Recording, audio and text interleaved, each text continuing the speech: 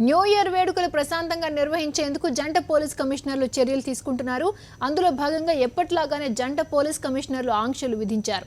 వేడుకలకు తుపాకీ లైసెన్స్ దారులు ఆయుధాలను వెంట తీసి తెచ్చుకోవద్దని ఆదేశించింది. నయా జోష్ వేడుకల్లో అసభ్యకర దృశ్యాలు చోటు చేసుకుంటే కఠినంగా వ్యవహరిస్తామని హెచ్చరించారు.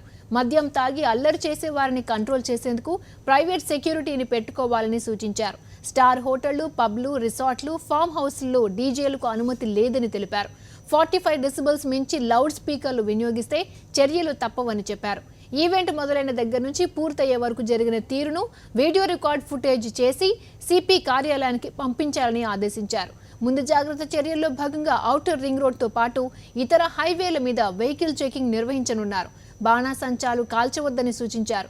ఏదైనా పార్టీలో ఘర్షణ, గాయాలు, దుర్మరణం చెందితే ప్రాసిక్యూషన్ చేసేందుకు కీలకమైన లైసెన్స్ను ఈవెంట్ నిర్వాహకులు ఉంచుకోవాలి.